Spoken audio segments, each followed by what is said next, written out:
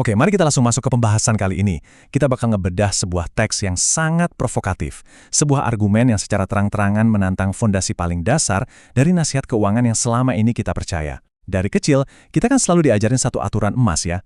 Bekerja keras, hasilkan uang, dan tabung buat masa depan. Tapi bayangkan sejenak, gimana kalau tindakan yang selama ini kita anggap paling aman dan paling bertanggung jawab justru merupakan titik lemah terbesar kita? Hari ini, kita bakal membedah sebuah sudut pandang radikal yang siap menjungkir balikan semua hal yang Anda tahu soal menabung. Bagian pertama, ilusi dalam menabung. Mari kita bongkar kebenaran yang coba disembunyikan di sini. Teks ini dibuka dengan sebuah pernyataan yang cukup menampar. Dikatakan bahwa setiap rupiah yang Anda hasilkan adalah sebuah taruhan untuk masa depan. Tapi kemudian, si penulis melontarkan pertanyaan yang bikin merinding ini tepat ke arah kita. Masa depan siapa? Nah, ini pertanyaan yang memaksa kita buat berhenti sejenak. Biasanya kan, pas kita nyisihin uang hasil keringat kita yakin 100% lagi ngebangun jaring pengaman buat diri kita sendiri. Tapi sumber kita ini justru ngajak kita buat mempertanyakan asumsi dasar tersebut.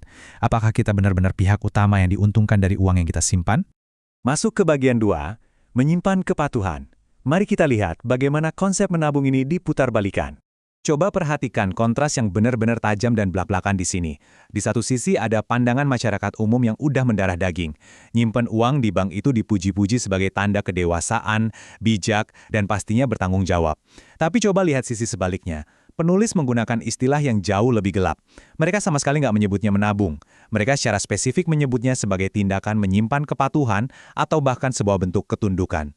Jadi alih-alih mengamankan kebebasan, argumen yang diangkat di sini adalah kita tuh sebenarnya lagi menyerahkan kendali kita sendiri. Kenapa bisa gitu? Menurut sumber yang kita bedah ini, banyak orang secara buta menyerahkan potongan-potongan hidup dan waktu mereka ke dalam sebuah sistem yang berdiri di atas 3 pilar buram ini.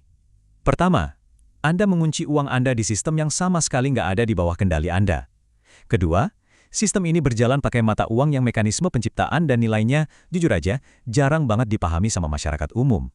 Dan yang ketiga, nah ini yang paling bikin kita mikir, sistem ini dipandu oleh nasihat-nasihat dari pihak yang justru secara langsung dapat untung dari keputusan Anda menunda konsumsi. Penulis benar-benar menyoroti kalau arsitektur dari sistem tabungan tradisional ini, sejak awal, memang nggak dirancang dengan Anda sebagai pemegang kendali utamanya. Ini membawa kita ke bagian 3, ember yang meleleh. Mari kita lihat visualisasi dari argumen tadi. Di sini, penulis sama sekali nggak pakai definisi kaku dari kamus atau buku teks ekonomi. Alih-alih, mereka berargumen kuat kalau menabung dalam mata uang fiat, uang kertas yang dicetak pemerintah itu, adalah mesin penghancur diam-diam buat waktu dan tenaga Anda. Gini logikanya, uang yang Anda peroleh itu kan representasi langsung dari waktu dan keringat yang Anda keluarin pas kerja ya. Waktu Anda menabung, secara teknis Anda lagi menyimpan waktu Anda tersebut. Tapi, penulis mendefinisikan sistem uang fiat ini sebagai sesuatu yang pelan-pelan melelehkan jeripaya tadi. Dan ironisnya, itu terjadi tanpa disadari, persis di saat Anda merasa udah ngelakuin hal yang benar. Jadi, gimana sih proses melelehnya? Teks ini menjabarkan klaim yang cukup ngeri. Katanya, setiap lembar uang yang Anda simpan dalam bentuk fiat itu lagi ngalamin 3 proses perusakan ini. Uang itu berdarah. Uang itu kehilangan daya beli, yang artinya apa yang bisa Anda beli pakai uang Anda hari ini bakal jauh lebih sedikit di masa depan. Dan yang paling bahaya dari semuanya, uang itu menyusut dalam diam. Nggak ada tuh alarm yang bunyi pas nilai tabungan Anda merosot tajam, itu terjadi gitu aja, diam-diam, pas tabungan Anda lagi duduk manis di dalam rekening. Dan kutipan ini, wow, ini benar-benar merangkum perspektif si penulis dengan sangat brilian. Ini adalah sebuah kutipan langsung yang sangat menohok. Coba diingat, berapa kali kita merasa tertinggal secara finansial, terus masyarakat ngasih tahu kalau solusinya itu cuma satu, kerja lebih keras lagi atau cari pekerjaan sampingan. Teks ini berpendapat kalau masalahnya itu sama sekali bukan di etos kerja Anda. Anda tuh nggak kurang kerja keras. Masalah utamanya ada di wadah yang Anda pakai untuk menyimpan hasil kerja keras itu. Wadah itu cacat dari sananya. Ibaratnya, Anda udah banting tulang meres keringat, tapi Anda menuangkan hasilnya ke dalam ember yang meleleh. Lalu, masuklah kita ke topik inflasi. Teks ini mengambil sikap ideologis yang sangat tegas. Selama ini kan kita diajarin buat memandang inflasi itu ibarat cuaca buruk ya, semacam efek samping ekonomi yang nyebelin tapi nggak bisa dihindari, atau paling mentok, sekedar pencuri yang ngambil sebagian kecil dari kekayaan kita. Tapi sumber kita dengan berani berargumen kalau inflasi itu bukan sebuah kecelakaan. Inflasi adalah desain yang disengaja. Inflasi adalah rencananya.